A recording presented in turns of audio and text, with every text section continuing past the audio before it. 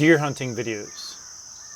In this deer hunting video, you're going to join me on a public land hunt. I call it a map reading challenge in the state of Kentucky. So I've never been to Kentucky before for hunting. I showed up the day before hunting season, did a little scouting of some waypoints that I picked out on the topo maps and aerial photos. And here I am set up. This deer is tracking me to my tree. It came across to where I walked in. Yes, I spray my boots and all my clothes with scent elimination, but you know what? The deer still pick you up. And what you're gonna see in just a few minutes is the giant buck that already went underneath my stand at first light. So I looked down and he was walking on a trail literally at the base of the tree. I saw him just as his nose was getting to the spot where I had walked. And when I reached for my bow, he must have just sensed my movement, heard something, and he ran about 60 yards. I tried to see him, but here he is. I couldn't pick him up at first, and I finally got a glimpse. And I was like, whoa, his rack is higher than I anticipated. He wasn't even in the screen when I first, got on him. So he's probably, at this point, he's probably standing about 45 yards from me. But as you can see, there is just no shot, and I wouldn't even consider that. But what a great buck, public land, first morning of my hunt, and I could have had him if it just worked out a little differently. Even if I was in a tree like 10 yards over, I would have been able to get a better look at him. He came from straight behind me. There's no leaves on the ground yet. I did not hear him coming. So just a really nice buck. Probably, would have scored in the 140s. Maybe hit 150. I don't know. It's also hard to tell when they're in velvet because they look a little bigger. It's going to be awkward, but let me give a little different view of this. I put some filters on the video clip just to try to make it stand out a little bit more. This is the same video clip because this is at first light. So here he is. You can kind of get a glimpse of his rack. Never the best footage. I was having issues with the video camera tripod head thing. Split brow tine rather on that view, and really long G2s and G3s. Just a great public land buck. I mean, I was just amazed that I put myself on the deer like this. So he's hanging out. There's deer snorting in the background. Those are the does that keep walking up to my tree, smelling my tree, and then walking back about 20, 30 yards, snorting, then walking back to my tree. And he wasn't totally bothered, as you can see, but he knows what's up. He knows that the hunting pressure's coming, and I pretty much anticipate I'm not going to see this deer again. So I kept filming the other deer in the area. There was a bunch of does and a yearling buck, probably like a 3-pointer, that were just walking around for like 20 minutes. The big guy eventually walked off, but these does were just not giving me a break. They just kept stalking up to my tree and then going back and getting nervous.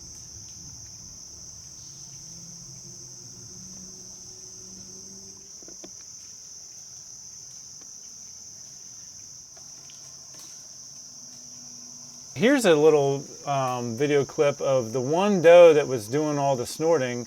She actually got on her hind legs and kicked at the yearling buck that was hanging out.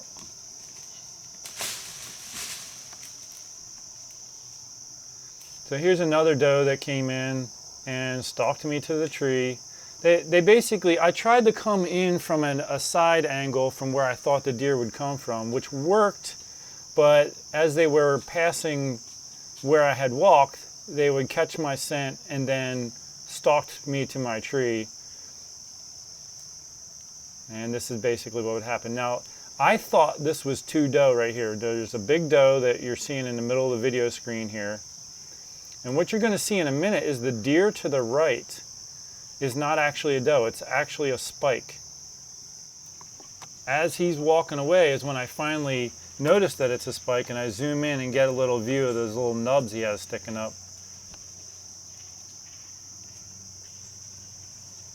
That is a small spike right there. He walked off with the doe. A little later that morning, I had, maybe within about 15 minutes, I had 2 more yearling bucks come through. Another kind of like a 3-point type of a deer and a little 5-point.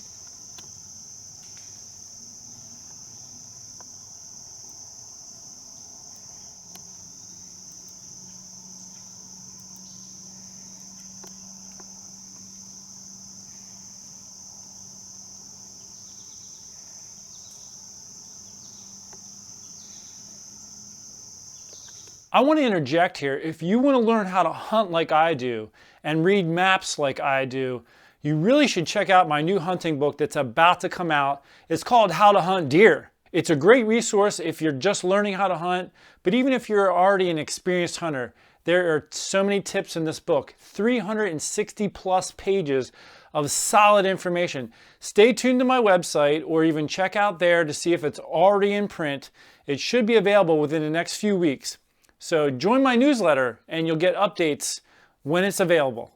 When the deer movement stopped, I got down and that's when I discovered there was a major deer trail that led right past the tree I was in. This is the trail the big buck was on.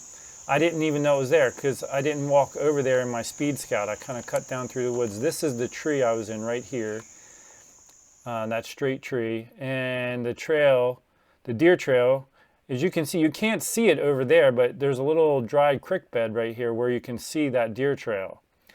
And there was a ton of box turtles everywhere we went. It was or everywhere I was going.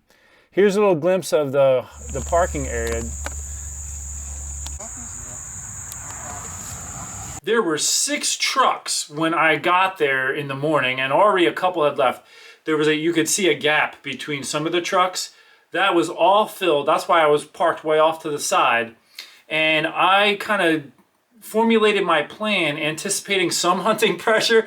I didn't realize it was going to be that much. And there was a lot of guys there and they had video equipment, so they're probably YouTubers. The one guy I even thought I recognized, maybe saw one of his videos once, but those guys, they were probably in their 20s. They didn't care about me at all. They didn't want to chat. I was like, how'd you guys do? They're like, you know, they were saying they didn't really see much. One guy saw a doe. And I was like, all right, I'm not going to say anything. I'm not going to say I just saw a nice big buck. And I just went my way. So here's a deer bed. That evening I went in blind to a spot that I picked out on the map, but I didn't scout the day before. There's a creek, as you can see, and then across there, there's a cornfield.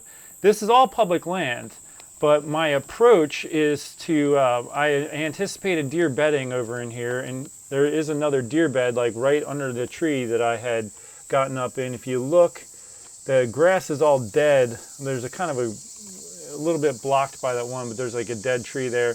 There was a bed right at the base of that.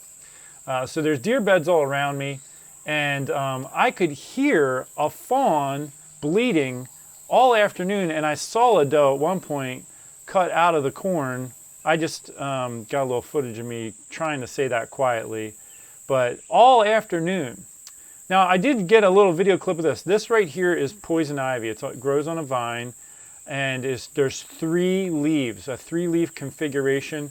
I'm pointing this out because the one guy on the Map Reading Challenge was saying he was worried about, you know, all the poison ivy, but he wasn't sure how to identify it.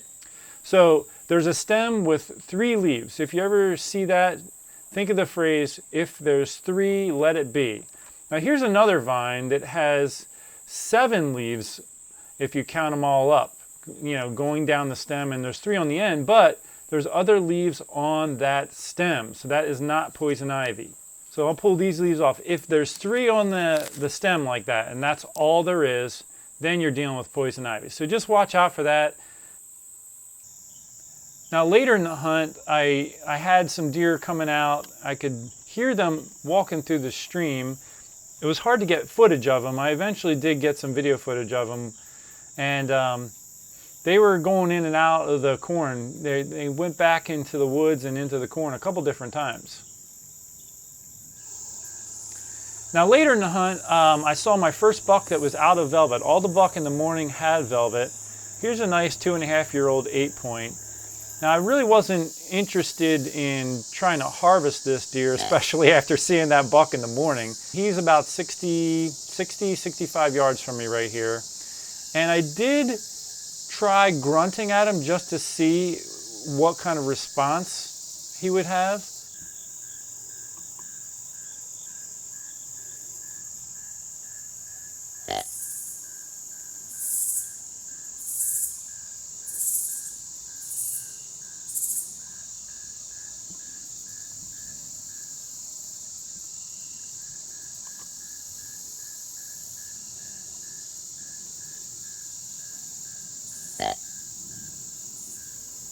As you can see, zero response. So I just enjoyed watching him and did some filming of him, and I just kind of let him go. Here's some footage of him going to the bathroom. Now, I wanted to get a little video footage of this. There were some roads that the GPS was taking me on it was one lane. As you can see, you can't get off on the shoulder if another car is coming the other way. So it was a little scary. I'm not gonna lie, some of the roads there were sketchy. Now the following morning, I kind of miscalculated going into the hunt. It was a Sunday, and so going to church is my priority. So I skipped the morning hunt. Originally, I was thinking I'll do a short morning sit. I even had a spot picked out. I brought my new ground effect hunting seat. By the way, I'm giving away one of these every month of hunting season this year. I'm also giving away, let me just grab it and show you, a snack time feeder every month of September, October, and November. This attaches to a bait barrel, and there's the rods that attach to the bottom. When a deer bumps it, it lets the feed out. I'm also giving away 5 of these compound bows every month from September, October, November, and December. 5 of these every month. Now, if you want to get in on the giveaways, go to the giveaways page of my Sean'sOutdoorAdventures.com website and get on my newsletter. And then I send out registrations for the giveaways and all that stuff. So make sure you check that out. Now, getting back to the hunt, I realized, I was going to sit with the ground effect hunting seat on the ground, quick sit in the morning, and then go to church. But I was like, you know what? It is so hot. If I get a deer and I'm having any difficulty tracking it or finding it, the flies were so bad, it's not going to be good for the deer. It'll have maggots all over it. So I don't have time to do a sit and then go to church. So I just skipped the morning hunt, went to church. Then another thing that happened is my sight that I was using has 2nd and 3rd axis screw adjustments. Well, I was practicing, I set my bow down and tripped over the end here, and it moved the bow, and all of a sudden my shots were going way off to the side. Well, it turns out these screws had come loose, so I had to retighten them, but it threw my sight off. Now, this is a tip for you. If you ever are in a situation like that and your sight gets thrown off, your arrows are gonna hit different. So I set up, I used my throw ball, but you could just use a piece of twine with a weight at the bottom so it hangs perfectly vertical. Then you draw your bow, you line your pins up with the string. Of course, you're going to have a multiple pin sight for this technique. And then you look at the sight bubble, the level in the bottom, and if it's off, then you adjust it until it's plumb again. And then you also angle down as if you're shooting out of a tree stand to get that 3rd axis adjustment and line it up with the string so you have the string almost to the ground for this type of thing. And then you can readjust your sight, get the 2nd and 3rd axis back on, even if you're on the road on a hunting trip like this, and get yourself back in business. And I shot the bow after that, and I was hitting really nice. Now I'm ready to get back out hunting. Wait till you see what happens for my evening sit. Now, I wasn't planning to go back to the spot where I encountered that big buck because I figured it's public land. He's just gonna know I'm not gonna see him again. But after seeing those tines, how long they were, I was like, I gotta at least try it. So I had backtracked the deer about 200 yards from a feeding area that morning, and so I set up over by the feeding area. Another thing I did is I went and knocked on the door of some private landowners way off on that edge of the public land. And they gave me permission to access the public land. I had just come back. I was on my drive back from church, and I knocked on the door. I was like, can I access the public land from your property and park here?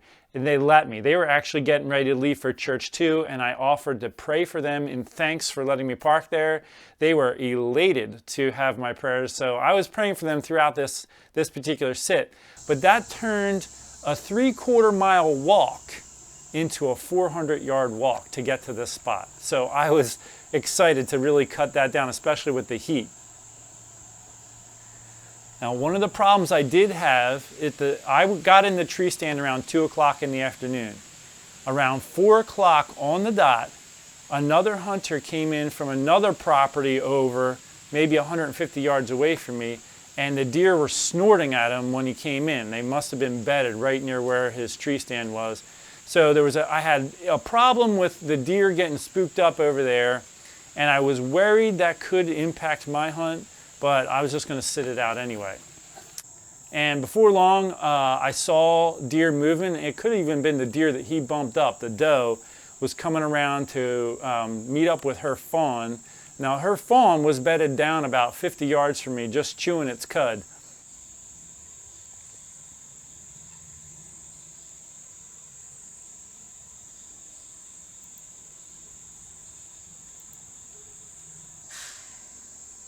Now, after a while, a squirrel went crazy over by the other hunter, and the fawn jumped up and started snorting. He's over there, and the fawn is kind of facing his direction, and obviously you can see she's a bit nervous. And then, of course, it started raining on me. But later on, the deer started moving around. This group there was 5 of them. I got video footage of some of them. They came over my way. I think they may have gotten a little whiff of the other hunter and angled my way. I'm not 100% sure, but that was the impression I got, because they were really on the move, and they were a little bit nervous.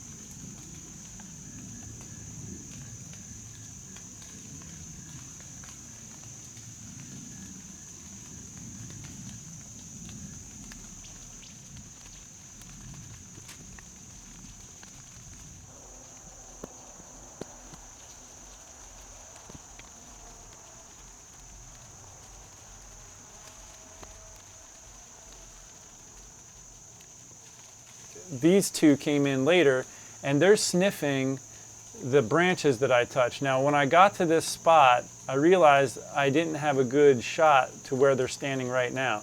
So I used the branches, I twisted them together to hold themselves out of the way a little bit, because you can't cut limbs and stuff on public land. So I just twisted them together, and it holds the branches out of the way. But the problem is, obviously, you're going to leave human scent doing that. And you can see this doe catches that, and she's smelling the branches where I had touched. And I mean, she didn't get terribly spooked, but she knows that something's going on. She knows that the hunters are in the woods. She's old enough to know better. And so she ended up, rather than go out to the feeding area, she kind of went back toward where she came from. A little while later, I had some more deer come. A doe and a fawn came, and they kind of were on the path that I was anticipating when I chose this setup.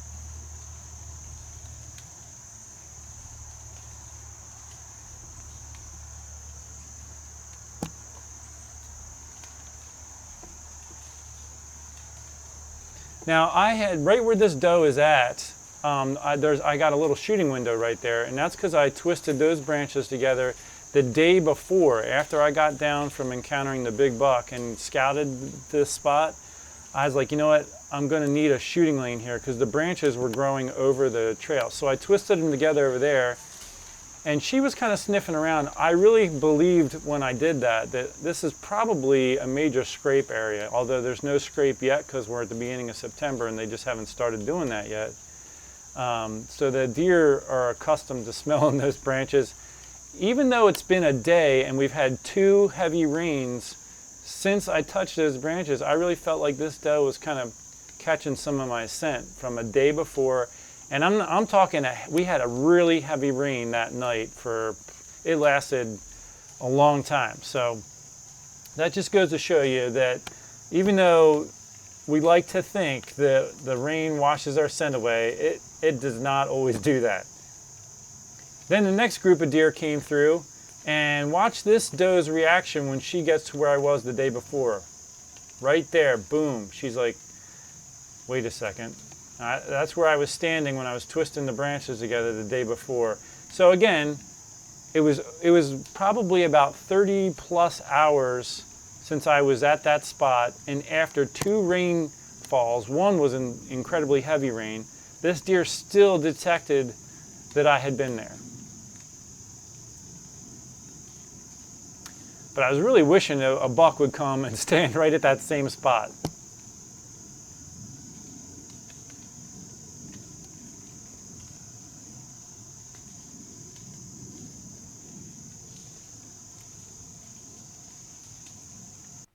So I had an incredible hunt that night. I mean, I actually saw about 18 deer before the hunt was over, and I had more footage, but I didn't want to drag this out. They were all does and fawns with the exception of one like little 4-point type of deer, but he was cutting through the woods in an angle that I could not get zoomed in on him, so I just didn't get to show you him. But as you can see, the big buck never showed up at the food source, and especially that other hunter, there was deer periodically that I didn't have any footage of. They would just start snorting way down through the woods. That just alerts the smart deer, the mature bucks. They just knew not to come. Okay, so the next evening is my last hunt for the map reading challenge. It's a 2.5-day hunt, and I decided to go back to where I encountered that 8-pointer 2 days before the first evening sit. Now, when I got to the area where I was at, remember there was a stream and then a field, I jumped a buck out of his bed, and I was only about 35 yards when he jumped up, but then he trotted down into the weeds and I couldn't see him. The closest rack I have to him is probably like this, although his tines were just a hair shorter. Like if you were to trim off about 1 inch off of these tines, he was about like that. Definitely a buck I would have shot, public land. So I tried to just sneak up to the edge of the stream to get a peek at him if maybe he was still there, but the weeds were like 4 foot tall in the direction he went. I couldn't see him, so I just went over and I got set up. I was really glad that there was a tree that would work. I got set up in a tree line between 2 fields, and I really believed the deer would be coming out in the corners of those fields.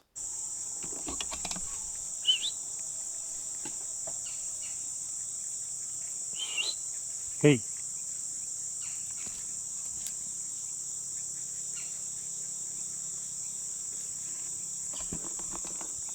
I couldn't believe this guy.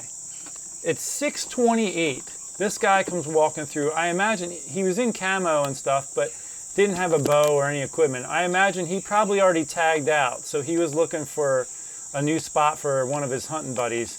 But come on, I mean, it's 6:30. All the does that I had been seeing had been showing up at the food sources at 6:30, and here he is at 6:28 walking through.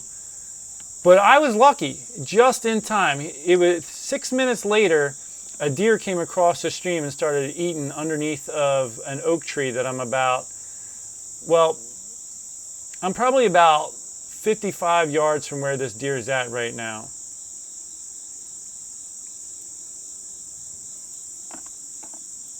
It eats under that oak tree for a while, and then another deer shows up. Now this is just 10 minutes after that other guy had gone through, and man, I really got lucky. But I was worried they were gonna walk and smell where he walked and get spooked. I was so excited when they turned and came my way like this, and I was just thinking, man, I hope a nice buck does the same thing that this doe is doing right now. 15-yard broadside shot.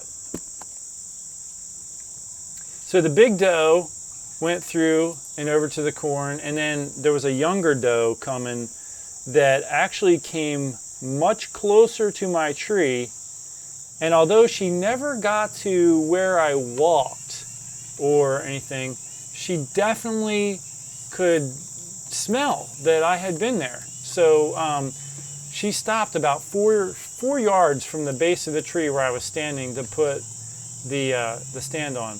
Now, I had sprayed myself down with scent elimination spray and all that, but I mean, it's like 80 degrees, 85 degrees. It's hot. I mean, no matter what you do, you're sweating, and you know, it's not easy to be 100% scent free in a situation like this. But those deer eventually just made their way into the corn. I thought, okay, I'm in good shape. They went through, they weren't spooked. And then a little bit later, I heard 3 more deer come across the stream, and then they were feeding underneath that oak tree.